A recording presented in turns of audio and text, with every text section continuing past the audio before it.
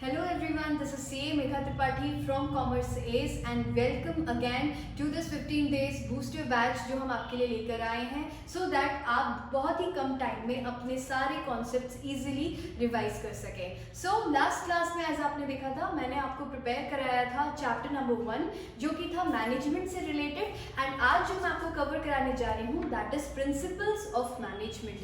अब बच्चों ये मान के चलो ये वाला जो चैप्टर है ना ये थोड़ा सा थियोरेटिकली भी आप लोगों को टफ लगता है और दूसरा इसमें आप लोग लिंक नहीं कर पाते हो because it is basically based on the principles और द साइंटिफिक फॉर्मूलाज जो आपको देखना है। सो दिक्कत ये आती है कि मैम इसमें हम लोग को फ्योल पढ़ना है, टेलर पढ़ना है, बट हमें समझ नहीं आता कि हमें कैसे क्या रिटेन करना है। तो अगर आप मेरा ये वीडियो देख लेंगे और ये वीडियो मैं ये वाला चैप्टर आपको पढ़ाऊंगी 2 वीडियोज़ के पार्ट में सो दैट आज आपका पहला जो स्टेज है वो कवर हो जाए और कल जब आप मेरा वीडियो देखोगे तो आपको इसका दूसरा जो फेज है वो भी अच्छे से समझ में आ जाएगा। सो मैं रिवीजन में टाइम वेस्ट नहीं करूंगी, मैं ये मान के चल रही हूँ कि जैसे मैंने आपको पहले दिन बोला था आप लोग फोकसफुली मेरे साथ पढ़ रहे हैं एंड चीजें रिवाइज कर रहे हैं। So not to waste much of your time, let's begin chapter number 2। So guys now as you can see What is a principle? Principle आपने सुना होगा, लोग बोलते हैं ये तो जो बंदा है ना यार वो प्रिंसिपल्स का है, वो एथिक्स का है। ऐसे ही अगर आप मैनेजमेंट में प्रिंसिपल्स लेके आते हैं तो प्रिंसिपल्स का मतलब ये होता है कि उसमें आपको एक गाइडलाइन दी गई है, आपको एक पता होता है, आपके पास एक डेडिकेटेड विजन होता है जो आपको पता होता है कि वो अगर आपने फॉलो किया तो वो आपके लिए सबसे ज़्यादा सही तरीका होगा। You would be doing the right thing in a right way. So as you can see on the slide, that is what is a principle. So a principle is, एक मिनट मैं select कर लूँ. So a principle is a fundamental statement of truth.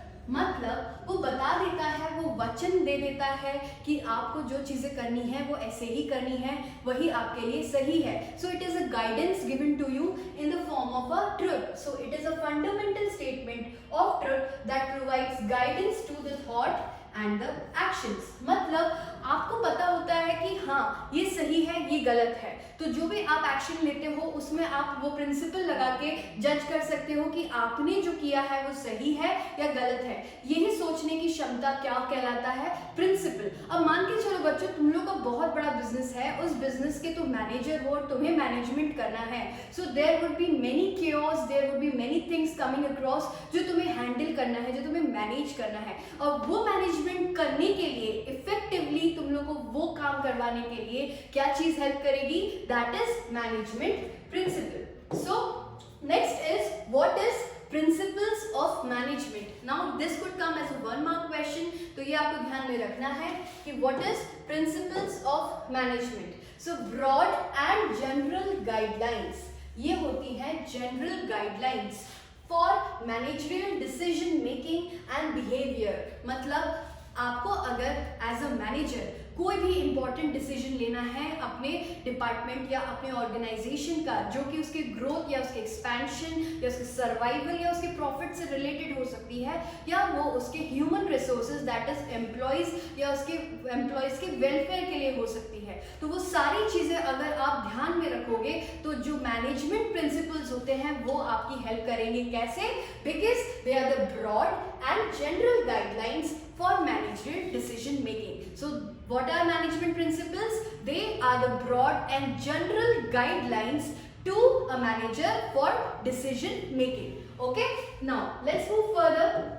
Next आता है हमारा that nature and principles of management. अब ये बताता है कि आपका जो प्रिंसिपल ऑफ मैनेजमेंट बनाया गया है, जो भी प्रिंसिपल्स आप आगे जाके पढ़ने वाले हो वो प्रिंसिपल्स कौन कौन से हो सकते हैं, प्रिंसिपल की कैरेक्टरिस्टिक क्या होती है, what does actually principle contain. So principle में सबसे पहले आप देखोगे सो आता है universal applicability. Now what is universal applicability? बेटा यूनिवर्सल एप्लीकेबिलिटी मतलब अगर आपको आपका ऑर्गेनाइजेशन लार्ज है, स्मॉल है, चैरिटेबल है, नॉन चैरिटेबल है, कमर्शियल है या गवर्नमेंटल है। तो गवर्नमेंटल है, चैरिटेबल है, उससे कोई लेना देना नहीं है। जो भी प्रिंसिपल आप फॉलो करोगे मैनेजमेंट का, वो उस सारे ऑर्गेनाइजेशन में एक जैसा लगेगा। Okay, so there would be no discrepancy कि आपको लार्ज के लिए अलग प्रिंसिपल फॉलो करना है, स्मॉल के लिए अलग फॉलो करना है। So you just have to keep in mind कि जो यूनिवर्सल एप्लीकेबिलिटी होती है प्रिंसिपल ऑफ मैनेजमेंट की, वो क्या होती है, बिजनेस के लिए भी होती है, नॉन बिजनेस के लिए भी होती है। उसकी एप्लीकेबिलिटी हर एक फॉर्म ऑफ ऑर्गेनाइजेशन के लिए सेम होगी। Next let's move on that it is the general guideline. As हमने डेफिनेशन में देखा था कि it is a general guideline. General guideline कैसा होता है, because they are just giving you certain awareness, they are giving you कि अगर कोई situation आया ना तो आपको ऐसे प्रिंसिपल लगा के उसको मैनेज करना है so that it would be more helpful for you to make a decision। But ये कभी भी आपको रेडीमेड या टेलर मेड कभी भी आपको प्रोवाइड करा के नहीं दे पाएगा। ऐसा नहीं है कि आपके पास एक पूरी बुक रखी है, उस बुक में आप सर्च करोगे, मेरे पास ये प्रॉब्लम है और मैं सर्च करूंगा, मुझे तुरंत रेडीमेड आंसर मिल जाएगा। सो प्रिंसिपल्स ऑफ मैनेजमेंट में दूसरा कैरेक्टरिस्टिक आपको क्या ध्यान में रखना है कि it is a general guideline, they are not ready to make solutions, they can be changed as per the situations, they can be changed as per the person who is actually applying that principle, that's why they are not always ready made। okay, formed by practice and experimentation। now अब आप मान के चलो आपने cycle चलाना सीखा होगा, तो शुरू में जब आप साइकिल चलाते होगे ना, आप गिरते होगे, पड़ते होगे, फिर आपको धीरे धीरे धीरे धीरे धीरे उस पर कमांड आना स्टार्ट हुआ, आपको धीरे धीरे ऑब्जर्व करके चीजें पता पड़ी। तो वो क्या था, एक्सपीरियंस ने आपको सिखा दिया कि now how you can ride a cycle in a more better way. So that is the problem, sorry that is the actually main crux with the principle as well, that वो practice और experimentation से बनता है। There would be many managers who would be actually working on that problem, they would be deriving a solution, वो solution फिर आगे जाके principal बनता है। फिर उस प्रिंसिपल में अगर कोई सिचुएशनल चेंजेस आते हैं तो वो प्रिंसिपल को मॉडिफाई किया जाता है। That's why that principle is keeps on modifying and it is formed by practice and experimentation. Then let's move on to our next characteristics। Our next characteristic is flexible। अब बेटा flexible कैसे होता है, अब तुम लोग अगर बोलो मैम ये जो principles बने ये तो आदम के ज़माने के बने हैं, मैम हम लोग को अभी कहाँ पे ये सब चीज़ें होती है, अभी तो कोरोना आ गया, everything is automatic, अब तो लाइव क्लासेस भी बहुत कम लगती हैं। So how is it possible कि आप बोल रहे हो कि मैम ये principles हमको ऐसे ही लगानी है और ये जनरल गाइडलाइंस है। That's why main characteristic, मैं ये वाला characteristic सबसे important मानती हूँ प्रिंसिपल्स के लिए, बिकॉज आपको पता है आज जो वक्त है वो आगे जाके चेंज होने वाला है। So your principle has to be flexible. अब फ्लेक्सिबल से मतलब क्या है, मतलब it has to meet the demands of the situation. मतलब अगर कोई मैनेजर है और वो कोई प्रॉब्लम को कम अक्रॉस करता है तो उसको पता होना चाहिए कि वो प्रिंसिपल लगा के, वो प्रिंसिपल इतना रिजिड नहीं होना चाहिए कि वो प्रिंसिपल अप्लाई ही नहीं कर पा रहा। It has to be flexible कि वो उस सिचुएशन में इजीली एप्लीकेबल हो सके। ठीक है, so it is flexible, it should not be rigid, no rigid. ठीक है, now mainly behavioural. Now how can it be mainly behavioural, मतलब ये ह्यूमन से रिलेटेड है। अगर कोई मैनेजमेंट करता है तो वो उसकी खुद की पर्सनल स्किल होती है कि weather he is actually managing the process और अ जॉब और अ ऑर्गेनाइजेशन प्रॉपरली और नॉट, ये उसकी पर्सनल स्किल पे डिपेंड करता है। सो मेनली बिहेवियरल का मतलब क्या है, जो प्रिंसिपल्स होते हैं that depends on the person कि वो उसको कैसे अप्लाई करना है। So that's why it becomes personal in nature। Now moving on to the cause and effect relationship। Now what is cause and effect relationship बच्चों? Cause and effect relationship मैं आपको बता दूं, हमेशा जब भी कोई नया इनोवेशन होता है there is some cause for that, and उस कॉज के लिए हम हमेशा उसका सोल्यूशन ढूंढना स्टार्ट कर देते हैं।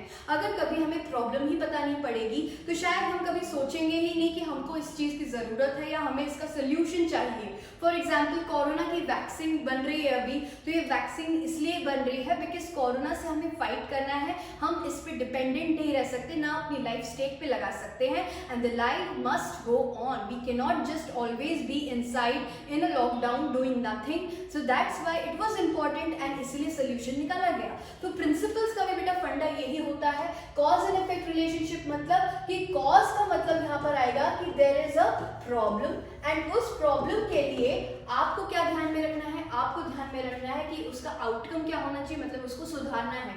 तो वो जो सोल्यूशन होता है वो सोल्यूशन कौन आपको प्रोवाइड कराता है, वो प्रिंसिपल लगा के आपको वो सोल्यूशन मिल जाता है. So it is basically derived from a cause and effect relationship. कैसे? They intend to establish relationship between cause and effect so that it could be used in similar situations. So now the next point is contingent. Now what is contingent? Contingent मतलब हो भी सकता है, नहीं भी हो सकता है. तो अगर आप कोई प्रिंसिपल लगा रहे हो तो आपको ये ध्यान में रखना है कि यार जरूरी नहीं है ये प्रिंसिपल मेरे को लगाना ही लगाना है क्योंकि मैं मैनेजर बन गया हूँ. अब मैं तो ये सोच के बैठा हूँ कि मुझे सारे मैनेजमेंट के प्रिंसिपल्स एक ही बार लगा देने हैं.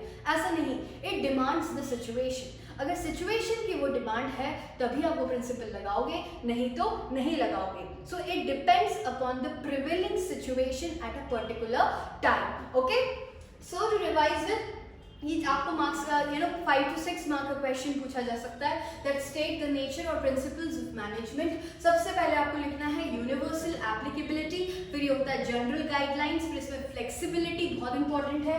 Then it is personal in nature, that's why it is mainly behavioural.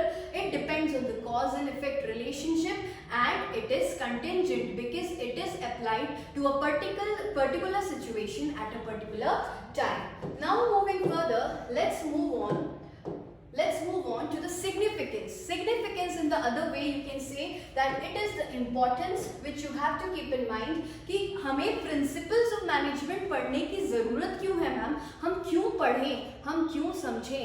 ये तो इनबिल्ट क्वालिटी है एंड हम लोग तो मैनेजमेंट इजीली कर लेंगे, एक्सपीरियंस से सीख जाएंगे. पर so what is the actually need that we should study principles of management. बेटा राइट क्वेश्चन है तुम लोगों को मन में भी आएगा कि मैम ये अगर एक्टिविटी ऐसी है जो पर्सन टू पर्सन डिपेंड करेगी तो ये प्रिंसिपल्स पढ़ के हमें क्या मदद मिलेगी. तुम लोग को जो मदद मिलेगी वो दी हुई है. ये सबसे पहली मदद जो तुम्हें मिलने वाली है बेटा वो ये है कि it will provide managers with useful insights into reality. Now what does this mean? Useful insights into reality मतलब अब एक बंदा है, उस बंदे को सिचुएशन दी गई है, he is having the knowledge, he is having the skill but he doesn't know how to do that. वो अगर गाइडलाइन उसको मिल जाएगी ना तो वो काम सही तरीके से फुल एफिशिएंसी के साथ, फुल इफेक्टिविटी के साथ बढ़िया तरीके से कर लेगा. सो इसीलिए अगर उसके पास एक प्रॉपर गाइडलाइन पहले से ही दी हुई है कि इस सिचुएशन में मुझे ये करना है, this is the best outcome I can come across, so वो क्या करेगा, उस मैनेजर को हेल्प करेगा कि वो उसको एक सोल्यूशन प्रोवाइड करा दे. उस सोल्यूशन कैसे प्रोवाइड कराएगा? वो सोल्यूशन प्रोवाइड कराएगा कि जो वो बंदा है उसके पास नॉलेज है, स्किल है, वो सोचेगा कि हाँ यार इस सिचुएशन में मुझे कैसे कैसे क्या काम करना है और वो प्रिंसिपल पढ़ेगा, उससे उसको एक आइडिया मिलेगा कि हाँ यार ये काम ऐसे भी हो सकता है. क्योंकि obviously any person can not know everything, they know something but that they don't know everything. So the principle of managements are meant, they are built in such a way that they are actually applicable to certain situations और similar situations जिसमें वो आपको बता सकें कि वो कैसे अपना मैनेजमेंट का काम आसान कर सकता है. Now moving on further, जैसे ही समझो वो उसको आइडिया मिल गया, वो बहुत अच्छे से उस चीज़ को पता है कि वो बिजनेस मैनेज कर लेगा, वो उसका सोल्यूशन उसको मिल चुका है कि उसको आगे कैसे बढ़ना है. तो उसका आउटकम क्या आ जाएगा? उसका आउटकम आ जाएगा optimum utilisation of resources and effective administration. मतलब उसको पता है मुझे कैसे काम करना है, he knows the way. Now when the way is being identified, उसको पता है उसको फिजिकल रिसोर्सेज या फिर उसको फाइनेंशियल रिसोर्सेज कैसे लगाने हैं, कितने लगाने हैं, किस तरीके से लगाने हैं. तो जब वो काम करेगा तो उसको ऑब्वियसली क्या मिल जाएगा? Effective administration. Being a manager उसकी सबसे सोल रिस्पॉन्सिबिलिटी क्या है कि he has to make sure कि उसका एडमिनिस्ट्रेशन बहुत अच्छा हो. तो वो मैनेजमेंट कैसे कर पाएगा? जिस बिकॉज उसके पास इंसाइट आ गया, लिंक करके चलो तुम लोग, मैं अभी ये याद करा दूंगी। इंसाइट आ गया उसके पास, उस insight managers with useful insights, उसको उसने रियल सिचुएशन में लगाया, उस रियल सिचुएशन में लगा के उसको पता पड़ गया this is the best way I can solve this problem, तो उसको क्या हो जाएगा, optimum utilisation of resources and effective administration उसको मिल जाएगा। मूविंग ऑन फर्दर, अब जब ये वो फाइनल प्रिंसिपल एप्लीकेशन लगाएगा, प्रिंसिपल्स लगाएगा, तो उससे क्या हो जाएगा, दैट इज साइंटिफिक डिसीजन। क्यों साइंटिफिक रहेगा, बिकॉज उस पर किसी ने ना बेटा रिसर्च करा होगा, कोई बंदा बैठा होगा जो उसने बोला होगा कि हाँ, तुम लोग ने भी देखा होगा, we come across a survey of 10 countries, we come across a survey of 10,000 people who are at this age group and all that. तो वो क्यों सर्वे करते हैं, वो सर्वे इसीलिए तो करते हैं बिकॉज वो एक प्रॉपर नोशन निकालना चाहते हैं कि यार अगर ऐसी कोई सिचुएशन अराइज होती है ना, तो बेस्ट चीज जो लोग ऑप्ट करते हैं ना वो ये है, तो वो उनके एफिशिएंसी के लिए, वो उनकी प्रोडक्टिविटी के लिए बहुत यूजफुल रहती है, तो उन्हें वही ध्यान में रखना है। तो अगर उसको पता है कि हाँ ये थीसिस दी हुई है, ये प्रिंसिपल दिया है, इस सिचुएशन में मुझे इस चीज को ऐसे लगाना है, तो वो क्या करेगा, वो उसको मान लेगा। सो that's why it is scientific, it is based on research, it is based on facts, so that's why how it would be based on the scientific notion, उसकी proper research की गई है, that's why वो क्या करेगा, उसको business situation में easily लगा पाएगा। Now moving on further, we move on to our next point, that is meeting the changing environment requirements. Now what is the changing requirements? अब सोचो, तुम लोगों ने इससे पहले सोचा था कि तुम सब लोग वर्चुअली बैठ के इतना पढ़ोगे या इतने इक्विप हो जाओगे। हम YouTube में वीडियोस देखते थे फॉर फन, बट कभी तुम लोगों ने सोचा था हम उसको एजुकेशन से इतना रिलेट कर पाएंगे। आज मेरे वीडियोस तुम लोग देख रहे हो YouTube चैनल पे, जो कि हमेशा एंटरटेनमेंट के लिए यूज होता था, but that is being converted into education mode as well. So that's why the time changes, the necessities changes. इसीलिए जो प्रिंसिपल है वो प्रिंसिपल आपको हेल्प करता है बिकॉज दे आर फ्लेक्सिबल। तो हो सकता है जो प्रॉब्लम पहले के जमाने में थी वही प्रॉब्लम अपना रूप चेंज करके एक नए तरीके से आ गई, तो मैनेजर को एक तरीके से इंसाइट मिल जाएगा कि हाँ यार ये प्रॉब्लम पहले भी हुआ करता था, तो अभी मुझे जस्ट एक न्यू तरीके से इस प्रॉब्लम को सॉल्व करना है। सो बेस तो मेरा सेम रहेगा, बट मैं चेंजिंग जितनी भी चेंजेस हैं उसको इनबिल्ट करके ना इस प्रॉब्लम को निकाल ले जाऊंगा, तो उसको ये पता रहेगा कि मुझे कैसे ये चीजें फिगर आउट करनी है। So meeting the changing environment requirements. Now जैसे ही ये सब चीजें होंगी, एफिशिएंट यूटिलाइजेशन हो गया, एडमिनिस्ट्रेशन बहुत अच्छा हो रहा है इसका, तो वो क्या कर लेगा, धीरे धीरे वो अपने ऑर्गेनाइजेशनल ऑब्जेक्टिव्स को भी कवर कर लेगा। तो जैसे ही ऑर्गेनाइजेशन ऑब्जेक्टिव कवर होंगे, वो कर लेगा अपना सोशल रिस्पॉन्सिबिलिटी फुलफिल भी। अब कैसे, बिकॉज वो ऑर्गेनाइजेशन के सारे गोल्स अचीव कर रहा है। तुम लोगों ने अगर पढ़ा होगा, ऑब्जेक्टिव्स में हमने पढ़ा था कि उसने सोशल ऑब्जेक्टिव्स भी करने हैं, तो जैसे ही वो ऑर्गेनाइजेशनल ऑब्जेक्टिव्स अचीव करेगा, उसका दूसरा फोकस क्या जाएगा कि उसको अपने एम्प्लॉयज के वेलफेयर के लिए, कम्युनिटी के लिए, सोसाइटी के लिए जो वो बेस्ट कर सकता है वो करे। और वो कैसे कर पाएगा, जब वो इफेक्टिव मैनेजमेंट कर पाए। एंड इफेक्टिव मैनेजमेंट कैसे आएगा, जब वो प्रिंसिपल्स ऑफ मैनेजमेंट लगा पाए। ओके, सो जैसे ही ये होता है, it also helps in management training, education and research. As you can see, IIMs हैं, MBAs होते हैं, इतने different fields में ये सारी चीज़ें क्यों कराई जाती हैं, या मैनेजर्स को भी ऑन जॉब ट्रेनिंग दी जाती है। ये सब क्यों होता है, इसलिए होता है बिकॉज अगर आप कुछ चीज़ पढ़ रहे हो और उसका एक तरीका किसी ने ऑलरेडी डिफाइन करके रखा हुआ है कि ये चीज़ इतने अच्छे से हो सकती है, तो उसकी ट्रेनिंग देके उसके इंसान की प्रोडक्टिविटी, उस डिपार्टमेंट की प्रोडक्टिविटी, एफिशिएंसी को आप बढ़ा सकते हो। So that's why significance में training, education and research भी include है। So आपको क्या ध्यान में रखना है, सबसे पहले आपको ध्यान में रखना है क्या बेटा, कि वो आपको क्या करेगा, वो आपको प्रोवाइड कराएगा मैनेजर्स विद यूजफुल इंसाइट, वो आपको प्रोवाइड कराएगा managers with useful insights into reality, जो आप रियल सिचुएशन में लगा सको। दूसरा क्या आएगा, ऑप्टिमम यूटिलाइजेशन। एक बार नोट कर लो ये तुम लोग, optimum utilisation of resources and effective administration. Then जैसे ही वो होगा, that would be scientific decisions. Now how it could be scientific decisions, because it is based on the research work of certain people, जिन्हें actually में वो principal बनाया है, वो फैक्चुअल बेसिस पे कवर करता है, so that's why how it would be scientifically proven. Then moving on, meeting the changes environment requirement. Then organisational objectives हो जाएंगे, तो उसकी सोशल रिस्पॉन्सिबिलिटी भी वो फिगर अप कर पाएगा, and training, research and education भी प्रोवाइड करवा पाएगा. ओके, सो ये जो था ये सिग्निफिकेंस है किस चीज का, principles of management. Now let's move further.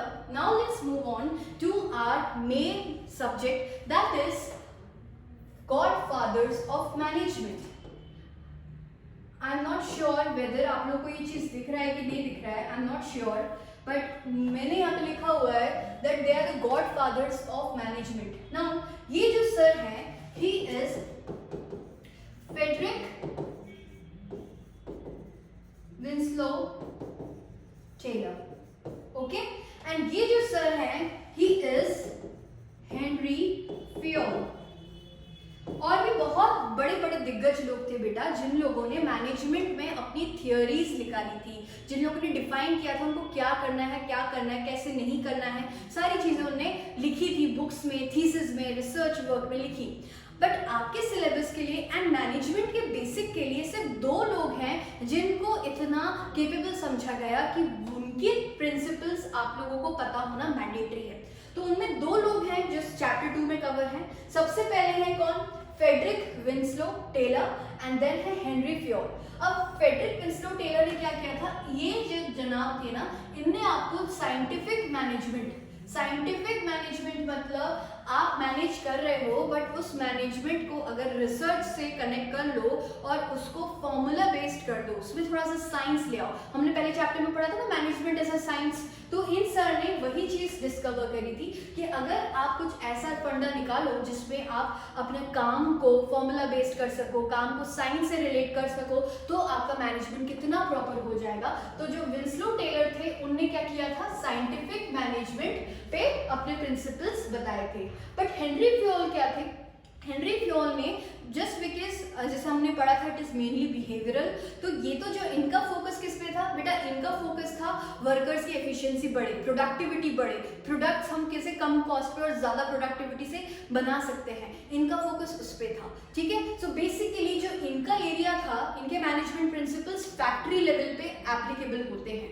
But जो हेनरी फ्योल सर है, हेनरी फ्योल सर ने क्या किया, इन लोगों ने जनरल गाइडलाइंस निकाली किसके लिए, एफिशिएंट मैनेजमेंट के लिए, जो कि टॉप लेवल पे होता है. तो इनका कोई ऐसा डेजिग्नेटेड एरिया नहीं है कि फैक्ट्री लेवल पे होगा या प्रोडक्टिविटी, ये ओवरऑल एडमिनिस्ट्रेशन के लिए, मैनेजमेंट के लिए इन्हें ये प्रिंसिपल्स दिए. तो ये जो है हेनरी फ्योल, मैं ये बोलूंगी हेनरी फ्योल जो है उनने इफेक्टिव एडमिनिस्ट्रेशन, जनरल एडमिनिस्ट्रेशन के प्रिंसिपल्स दिए हैं, और जो विंस्लो टेलर है उनने किसके दिए हैं, साइंटिफिक मैनेजमेंट के. तो आपको ध्यान में क्या रखना है, जो टेलर साहब हैं वो फैक्ट्री के बारे में आपको बताएंगे कि प्रोडक्टिविटी कैसे बढ़े, तो उसके जो प्रिंसिपल्स हैं वो इन्हें दी हैं. तो इनके बेसिकली हमको कितने प्रिंसिपल्स याद रखने हैं, 4. बट जो ये महाशय हैं, इनने आपको सोचा कि हम तो 10 कदम आगे चलेंगे, तो इनने 4 + 10 करके 14 प्रिंसिपल्स दे दिए कि चलो ठीक है, टेलर साहब ने तो कितने निकाले हैं, 4, तो हम तो 14 देंगे. कैसे 14 देंगे, बिकॉज हमारी जो स्कोप है ना, हमारी स्कोप स्मॉल बिजनेस को भी कवर करेगी और बड़े बिजनेस को भी कवर करेगी. हमारी सिर्फ फैक्ट्री पे लिमिटेड नहीं रह जाएगी, because we are not working on the output, we are working on the administration by the managers. तो इनने वो 14 प्रिंसिपल्स आप लोगों को बताए. ठीक है, सो वन मोर क्वेश्चन में आ सकता है, Godfather, who is known as the father of scientific management, you will say Frederick Winslow Taylor, and who is known as the father of general administration, you would say Henry Fayol. Okay, now let's move further and let's know something about Mr. Henry Fayol. Now who is Henry Fayol? Henry Fayol जो थे ना, Henry Fayol थे एक mining engineering करके जो बने थे engineer. ठीक है, ये एक फ्रेंच माइनिंग कंपनी में काम किया करते थे, एंड एज एन इंजीनियर 1860 की बात हो रही है ये, तो तब वो माइनिंग इंजीनियर बन गए थे. उनने क्या किया, वो एमडी बने किसके, एमडी बने एक ऐसी कंपनी के जो कि डूब रही थी, जो कि आ गई थी बैंकरप्सी पे। तो उस बैंकरप्सी से इनने अपने प्रिंसिपल्स देखे, इन लोगों ने लोगों को स्टडी किया, इनने समझा कि क्या प्रॉब्लम्स हैं जो आ रही हैं जिससे ऑर्गेनाइजेशन गोल्स नहीं आ रहे हैं, बिजनेस स्लो चल रहा है, लॉस आ रहा है। इनने सब चीज़ें स्टडी करी, इनने वहाँ के पैरामीटर्स, इनने वहाँ की वर्किंग कंडीशंस, इनने लोगों का बिहेव करने का तरीका या फिर काम करने का तरीका बदला, वो सब बदला इन लोगों ने। और इनने क्या किया, इन्हें 14 प्रिंसिपल्स के आधार पे वो चीज़ें बदली और उसको क्या किया, उसकी कंपनी का फॉर्च्यून चेंज कर दिया। ठीक है, तो अब हम पढ़ते हैं कि इन सर ने ऐसी कौन सी चीजें निकाली थी यार जिसके कारण एक बैंकरप्ट कंपनी का फॉर्च्यून बदल गया एंड वो प्रॉफिट मेकिंग हो गई, है ना, ये तो पता होना चाहिए। So let's move further. हमने यहाँ पर 14 प्रिंसिपल्स याद रखने हैं। दैट इज, सबसे पहला क्या आएगा, डिविजन ऑफ वर्क। अब बेटा मैं पता तुम लोग को एक ही कॉन्सेप्ट बताऊंगी, तुम लोग ये सोच के चलना कि ये जो हम पढ़ रहे हैं ना, ये तुम लोग अपनी डेली लाइफ से करके चलना। कि अगर तुम ऑफिस में हो, आर्टिकलशिप कर रहे हो, या तुम लोग आगे जाके कुछ भी कर रहे हो, या तुम क्लास में कोई टीम वर्क कर रहे हो, कुछ भी कैसा भी, अपने आसपास दीदी लोगों को ही देख लेना, उनको इमेजिन करना। या ये सोचना मैं ऑफिस में जाऊंगा तो मुझे कैसे क्या काम करना है, या मैं आगे जाके ये करूंगा तो मुझे कैसे, एक अपने आप को एक रोल प्ले सिचुएशन में रखना और फिर ये चीजें समझना, तुम लोगों को बहुत अच्छे से समझ में आएगी। ठीक है, तो सबसे पहला आता है डिवीजन ऑफ वर्क, देन आता है authority, discipline, unity of command. अब यूनिटी ऑफ कमांड किसकी रहेगी, ये इंडिविजुअल बेसिस पे रहेगी।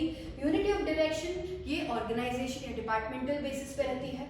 Subordination of individual interest to the general interest. Remunerations, remuneration मतलब कैसे आपको क्या पैसे वैसे देने हैं, ठीक ठाक देने हैं कि नहीं, ऐसा नहीं कि एम्प्लॉइज भाग जाए। Scalar chain, centralisation, order, equity. Equity मतलब भाई लड़की हो, लड़का हो, फीमेल हो, मेल हो, या फिर मिडिल एज हो या फिर यंग हो, आपको इक्वली सबको ट्रीट करना है। सबका पोटेंशियल अपना अपना अलग होता है, आपको वो चीज़ एक्नॉलेज करनी है। इनिशिएटिव मतलब you should give them an advantage to take a first step. ठीक है, stability of tenure of personal employees and spirit जैकॉब्स।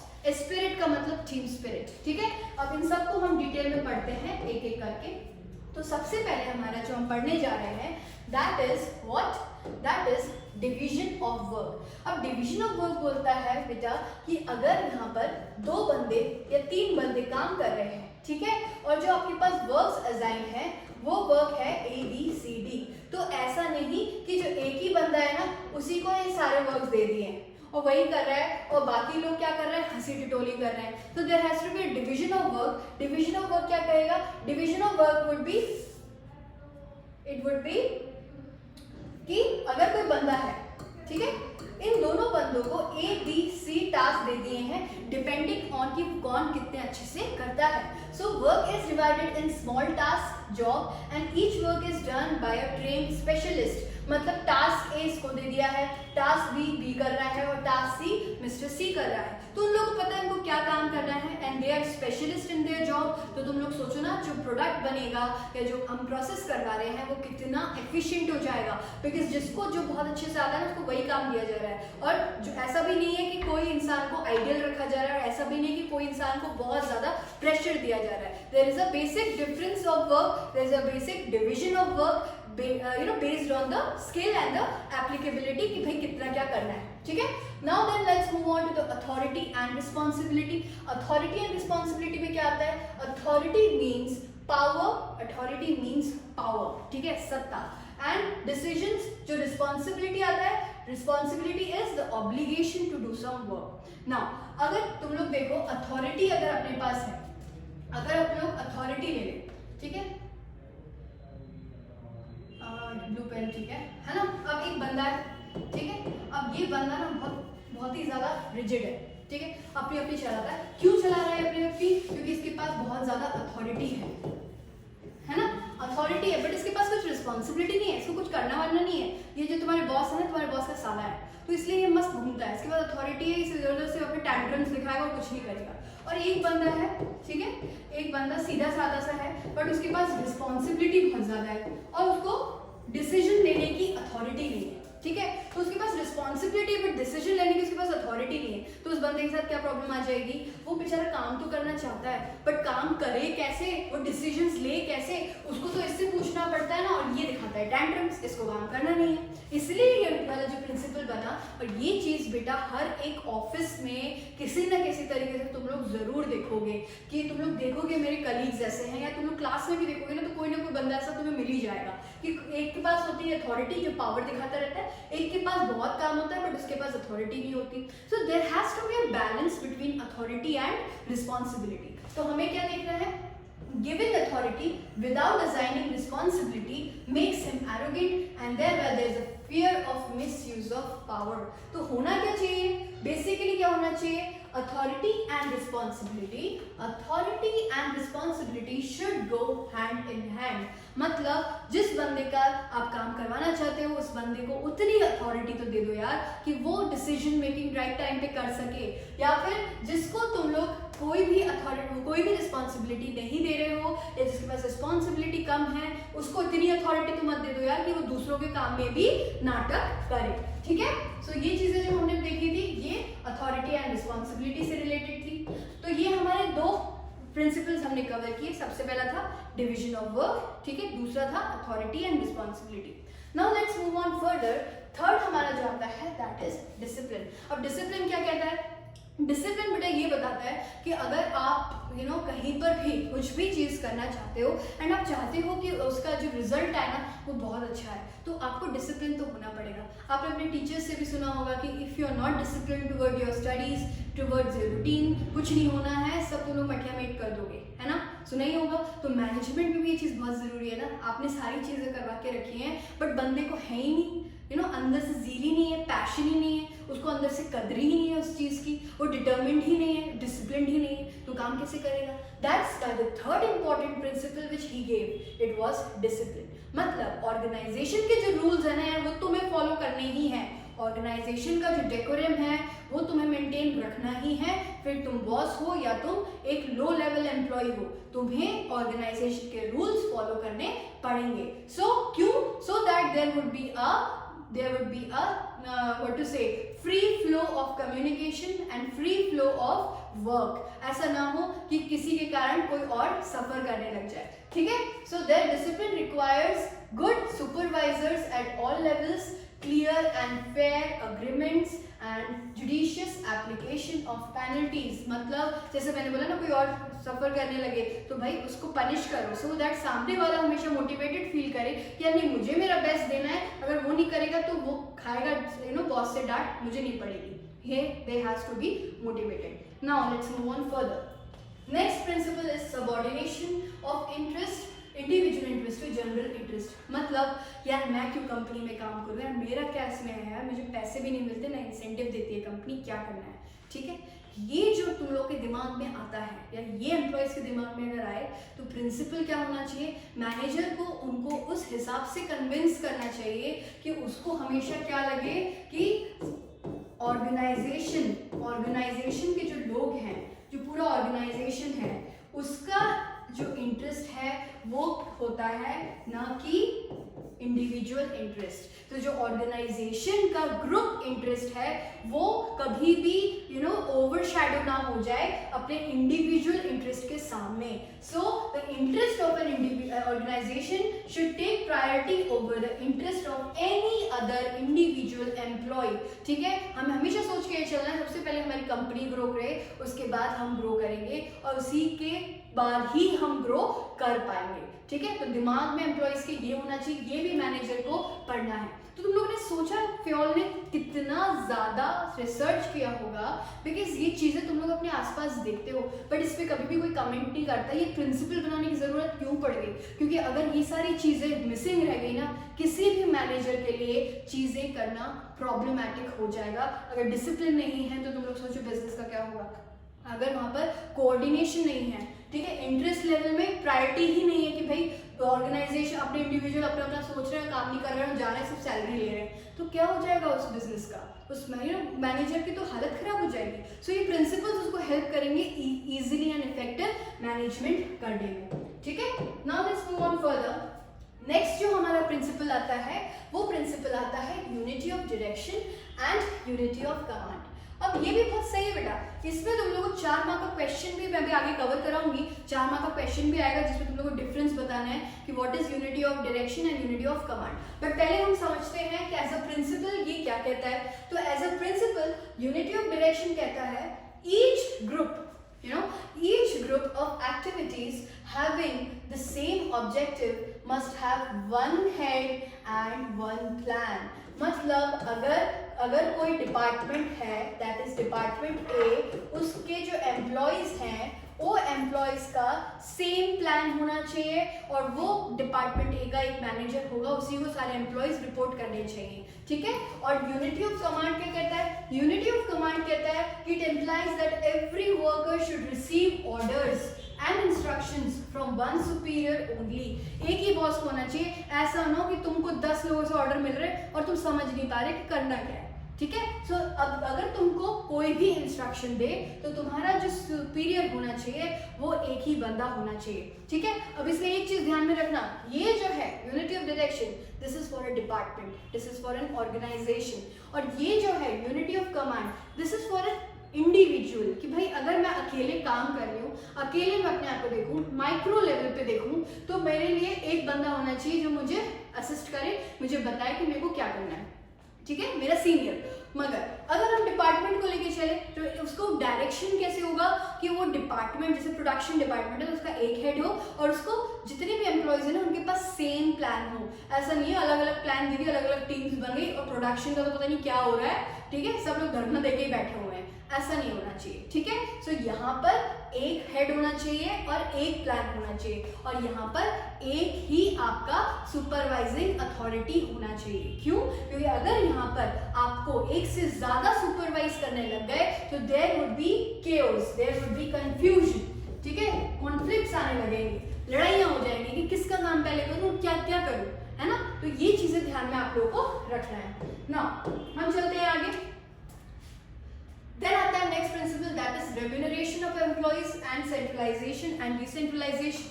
Now बच्चों, remuneration मतलब जब भी आप किसी को भी सैलरी देते हो ना तो लोगों को क्या होता है, ईर्ष्या भावना सबसे ज्यादा आ जाती है, ईर्ष्या आ जाती है उन लोगों की, यार इसको इतना ज्यादा मिल रहा है, मेरे को ऐसा मिल रहा है, ऐसा क्यों। तो इसीलिए जब भी आप रेम्यूनरेशन पॉलिसी बनाओ ना, so it has to be depending on the encouragement and the motivation factor।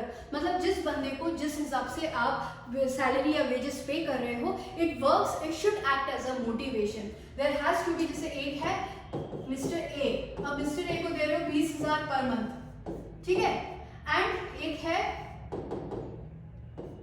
B, इनको दे रहे हो 15,000 पर मंथ और दोनों एक ही पोजीशन पे हैं, तो दिक्कत आ जाएगी ना। तो इसीलिए जो भी आप रेम्यूनरेशन पॉलिसी बनाओगे, there has to be proper proper difference, proper distinctions कि किसको कौन से जॉब प्रोफाइल को क्यों इतना पैसा दिया जा रहा है, किसको कम मिल रहा है, किसको ज्यादा मिल रहा है। So there has to be a proper remuneration policy which can act as a motivation factor. अब सोचो यहाँ पर अगर मिस्टर बी को 15,000 मिल रहा है और मैनेजर उसको कन्विंस कर ले कि देखो यार उसने ना फील्ड विजिट भी किया था, उसने ये वाला काम भी समझा था, इसलिए उसको 20,000 मिल रहे थे, फिर फील्ड विजिट का उसको इंसेंटिव मिला है 5,000, तो क्या मिस्टर भी ये नहीं सोचेंगे अगली बार से ना फील्ड विजिट मैं भी करूंगा, 5,000 मेरे को भी मिल जाएंगे। तो क्या हो जाएगा, आपको काम करने की तमन्ना जागेगी, you would be motivated to do that work, ठीक है। नाउ अब हर कोई तो हर काम नहीं कर सकता ना, ठीक है। अब एक बंदा है, तुम सोचो अंबानी आके यहाँ पे रिलायंस स्मार्ट का या फिर रिलायंस फ्रेश का सारी चीजें देख रहा है बैठ के, कह रहे यार ये तुमने इसमें ये सब्जी कितनी ली थी, ये कितना लिया था। So is it possible for him to actually make such silly decisions जो अभी उसके साथ इतना जरूरी नहीं है, उसके लिए इंपॉर्टेंट नहीं है। That's why the concept of centralisation and decentralisation came. मतलब मैनेजर को ये पता होना चाहिए कि मेरे को कौन से डिसीजंस में अपना दिमाग लगाना है। अगर मुझे ऐसे डिसीजंस हैं जो मैं डेलीगेट कर सकता हूँ, जिसमें मेरे को मेरी एनर्जी लगाने की जरूरत नहीं है, मैं इंपॉर्टेंट टास्क दूसरे देख सकता हूँ, तो भाई मैं उसमें जाऊंगी ना, मैं डिसेंट्रलाइज कर देता हूँ, तुम अपना जानो, तुम मुझे मुझे बस रिपोर्ट दे देना, मैं चेक कर लूंगा एंड मुझे कोई डिस्क्रिपेंसी लगेगी मैं तुमसे पूछ लूंगा, ठीक है। ये हो गया क्या, डिसेंट्रलाइजेशन। सेंट्रलाइजेशन क्या होगा, जहां पर आपको पता है कि आपकी पकड़ होनी चाहिए, because this is the survival, because this is the necessity of the organisation, की जहां पे डिसीजंस आपको ही लेने पड़ेंगे। You can not decentralise it, you can not delegate it. हम आगे इन सारी चीजों को डिटेल में आगे आने वाले चैप्टर्स में कवर करेंगे। सो ये क्या हो जाएगा, सेंट्रलाइजेशन एंड डिसेंट्रलाइजेशन। तो ये बेटा सेंट्रलाइजेशन एंड डिसेंट्रलाइजेशन ऐसा है क्या कि हर बिजनेस को करना है, नहीं, डिपेंडिंग ऑन द सिचुएशन। कभी भी कोई भी बिजनेस को आप ये नहीं बोलोगे कि तो पूरा सेंट्रलाइज है, तो किसी भी को ये नहीं बोलोगे कि पूरा डिसेंट्रलाइज है। ये सिचुएशन के डिमांड से ही सिलेक्ट किया जाता है कि कौन से प्रोसेस को आप डिसेंट्रलाइज करोगे और कौन से प्रोसेस को आप सेंट्रलाइज करोगे, ठीक है। Now let's move on further to our next principle, that is spirit de corps. अब स्पिरिट डे कॉर्प्स मतलब टीम स्पिरिट, भाई जो भी करेंगे साथ में करेंगे, अकेले तो कुछ नहीं करेंगे, तभी सबका भला है, नहीं तो किसी का भी नहीं, ठीक है। तो ये जो चीज आ जाती है ना, ये लेकर आती है टीम स्पिरिट को, मतलब यूनिटी में, हार्मनी में काम करो तो आपके लिए बेहतर है, नहीं तो ना आप खुश, ना हम खुश, ना ऑर्गेनाइजेशन खुश, ना कोई और खुश, ठीक है। देन आता है इनिशिएटिव। इनिशिएटिव मतलब आपको एक सेल्फ मोटिवेशन मिले और आपको क्या सोचना है, आपको ये सोचना है कि यार क्या मैं ये काम करूं, मतलब फर्स्ट स्टेप, जो भी फर्स्ट स्टेप लोगा कि प्लान का, मतलब एक मैनेजर कैसे एक तरीके से इनिशिएटिव का प्रिंसिपल अप्लाई करेगा। एक प्रोजेक्ट मिल रहा है, इस प्रोजेक्ट में उसने देख लिया इस बंदे का मैंने काम देखा हुआ है, अब इस बंदे को मैं ये बोलता हूँ कि तू ये इस चीज को लीड कर, ठीक है। तो वो क्या करेगा, इनिशिएटिव प्रिंसिपल अप्लाई करेगा एंड उसको बोलेगा यार ना ऐसा करना, मैंने तेरा काम देखा हुआ, you are very good at this and I know you can handle it, just do it, ठीक है। तो उसको फर्स्ट स्टेप देने का इनिशिएटिव दे दिया मैनेजर ने, उससे क्या होगा, वो अपनी फुल एफिशिएंसी के साथ वो काम करेगा, बिकॉज दूसरे ने उसमें कॉन्फिडेंस दिखाया है। तो ये सारे प्रिंसिपल्स बहुत प्रैक्टिकल हैं एंड तुम लोग अपने शायद डेली लाइफ में ना ये चीजें करते भी होगे, बस तुम लोग को नाम आज पता पड़ रहे हैं, अभी तक तुम लोग ये चीजें कर भी रहे होगे, because you would be very good managers, ठीक है। बहुत सारे दोस्तों को भी अपन बोलते हैं कभी कभार उसको मोटिवेट करने के लिए, चल ठीक है तू भी कर ले यार, तू भी कर ले, है ना, और अपन बड़े बन जाते हैं। तो ये सारे क्या है, ये सारे प्रिंसिपल्स हैं, ठीक है।